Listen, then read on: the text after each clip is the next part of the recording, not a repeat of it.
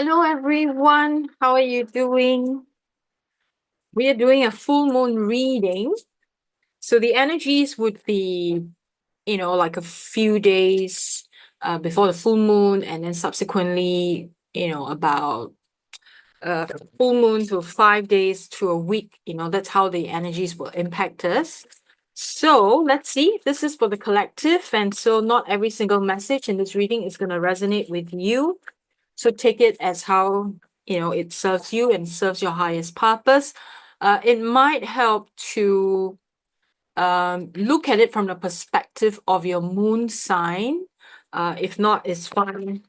In whatever way you look at it, it's fine. But I feel like usually the moon sign would make it more relatable. Not that I'm doing any of the 12 signs today. I'm just doing the collective, okay? So to start, I am gonna pick a card from this deck called the Moon Witch deck. Quite pretty deck, right? We have the outside cover, and then the inside, it's like yeah, interesting. So let's see what the Moon Witch deck brings to us for this full moon reading for the collective. And we have here lunar eclipse, open the door to a higher dimension. I like this. So we are opening the door to a higher dimension. If you've seen the weekly reading for this week, there's a lot of like growth. There's a lot of things happening, right? A lot of truth revealed. And I think this has a lot to do with where we're heading as a collective. And I feel this is like somehow like good news. Lunar eclipse opening the door to a higher dimension. It's certainly about, growth and development in terms of our human consciousness. All right. So we're gonna pick tarot cards and then have clarifiers if necessary. And we'll do a 7-card read. Let me just shuffle some more. I've shuffled a lot already, but I thought I'll do it some more.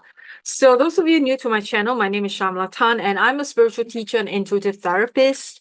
I use the cards as a way to get in touch with our inner psyche and to allow the energies to, a lot happens in our unconscious, and the unconscious is what tells us what's going on within our inner psyche. And also sometimes it takes us on a more, because it doesn't work with time, so it takes us as if like a predictive kind of energy, but actually it's not really, because if you think about it, all realities are happening at the same time.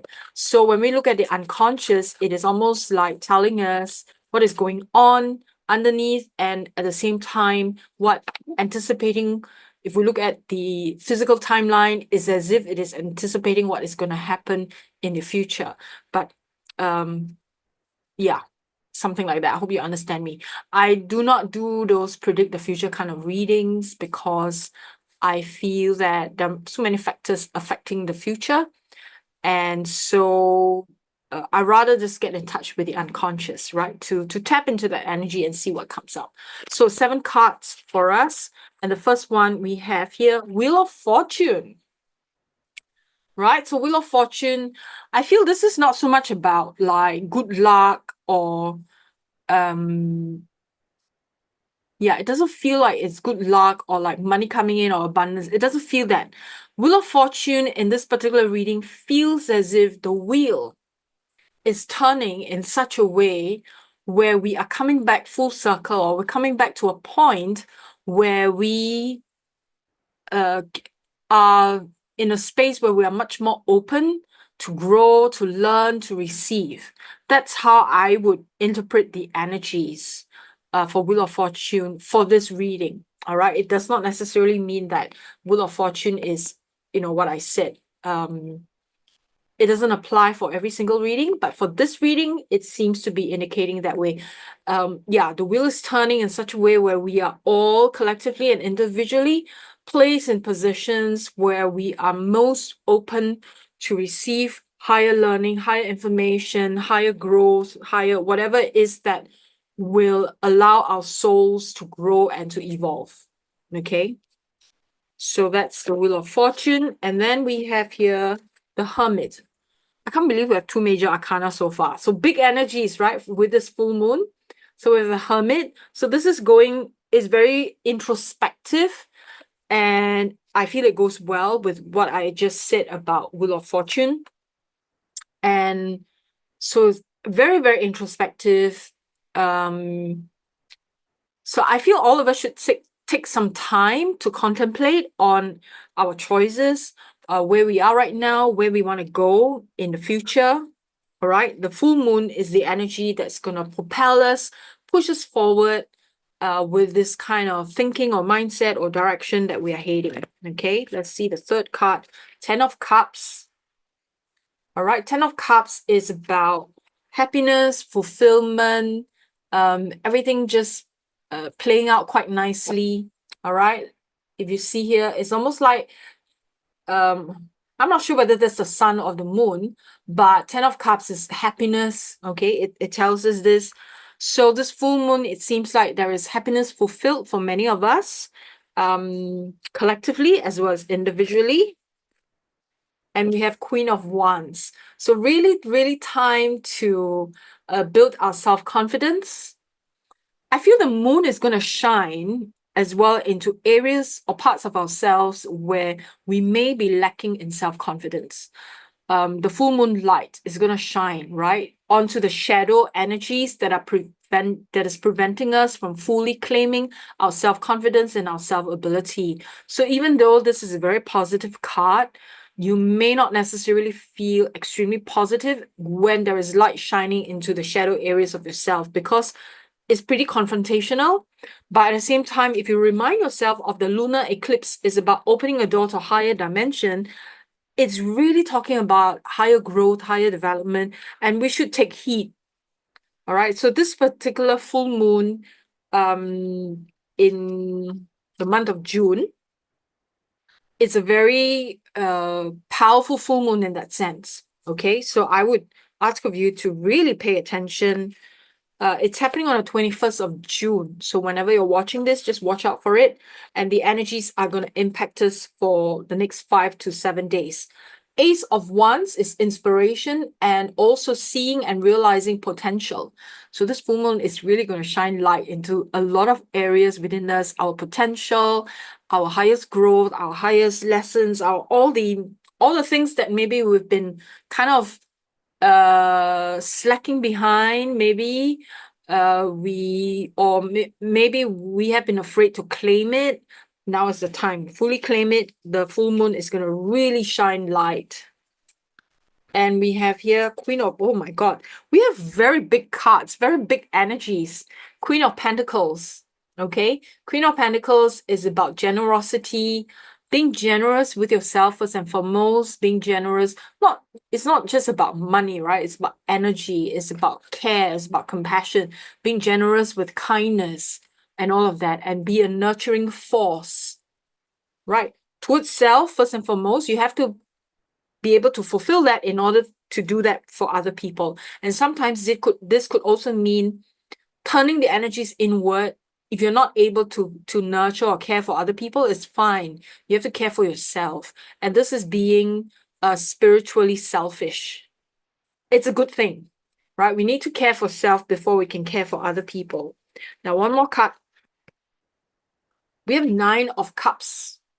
Right, 9 of Cups. For those of us who are too much in our comfort zone emotionally, there will be triggers during this full moon, because whatever's in the shadow has to come out. So you might feel really triggered leading up to the full moon, and a week after the full moon or during the full moon itself, right? Extremely triggered because emotionally you're too much in your comfort zone. Something needs to shift, something needs to move. Growth is necessary.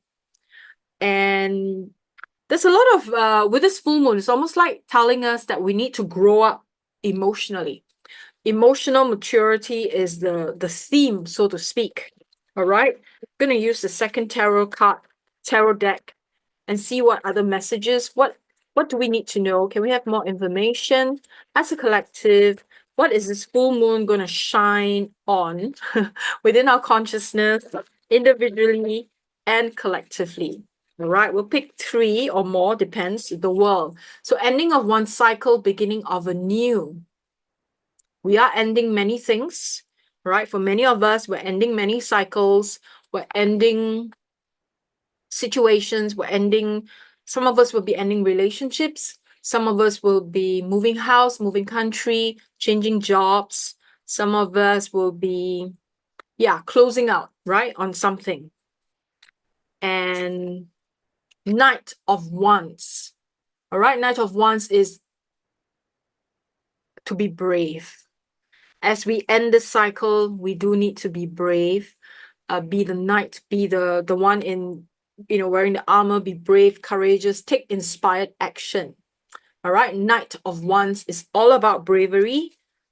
And we do need it because with the light from the full moon shining down on us, onto the shadow aspects of ourselves, it can be quite intimidating. Okay. And then we have the Star. We have a lot of big energies, okay? So the Star. So the Star is shining also, and I feel that because we are being pushed to grow, especially when it comes to emotional maturity, the Star is leading us or shining the light also in the right direction for us to walk on our path to a higher evolution. So here we are, clearing out some old stuff, the baggage, the emotional immaturity, and all that. At the same time, we are lighting the way, paving the way to a better future, higher level consciousness, as this lunar eclipse card signifies as well. It says open the door to a higher dimension. And the only way we can do that is we clear our emotional baggage. With heavy baggage, it's hard to grow. Okay? And so very necessary for us to, I like that, the Star. I feel this is very hopeful. Despite everything that we may be feeling, let's say it's heavy, it's painful, it's, and all of that, we may be suffering through our emotional trauma, our pain, and, we're not able to let go yet. The Star shines a nice light down on us. Let's pick an oracle. Now, if this message resonates, give me a like, subscribe to my channel, appreciate the energy exchange, and let's see what the oracle brings to us. We might pick 2. If the first one is very specific, then we might need to pick another one that is more general. So, we have here new opportunity. So ending of one cycle, a new beginning happens. I like this. I like this very much. I do feel that we do need to pick one more because I feel even though this is collective, this is for everyone. I feel an itch to pick one more. So new opportunity arises. For most people, it's about emotional opportunity. So emotional opportunity is not necessarily about a romantic relationship, but it could be a new way of learning, a new way of seeing yourself, a new level of growth emotionally. And when we grow emotionally, that inevitably will positively impact us to grow spiritually. That's how it is. If we are emotionally immature, it's harder for us to grow spiritually because spiritual growth requires emotional maturity. There's no two ways about it. Okay. Beauty. All right. So beauty is in the eye of the beholder. What kind of a reflection do we see? What is reflected back to us? Can we see the beauty in everything, in every situation, in every circumstance, in every difficulty even? Do we see beauty? At the same time, we do not want to spiritualize it in such a way where we bypass it, where we give an excuse, a spiritual excuse for why things are happening and not address them. This is the danger. When we're on a spiritual path, right? As much as we want to see beauty in difficult situations, we must not use that as an excuse not to work on our baggage, or not to work on our consciousness, not to work through some of the trauma embedded within our being. Okay? So I hope that this helps you to get clarity.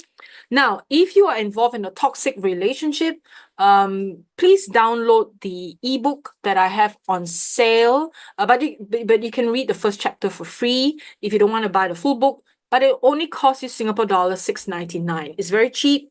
It's affordable, and I make it affordable because I like everyone to have this resource. And if you're not sure about the book, read the first chapter. Okay, and then maybe it gives you a clearer idea whether you want the whole book or not. It's a very easy book to read, only 7 chapters.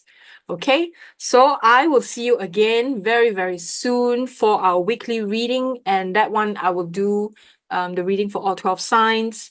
And so watch out for it on Sunday night, Singapore time. So if you're in Australia, New Zealand, Japan, you will be able to view this on Sunday night. Those of you in other parts of the world, it will most likely be Sunday morning for you. Have a wonderful full moon season, and I will see you again. Bye for now.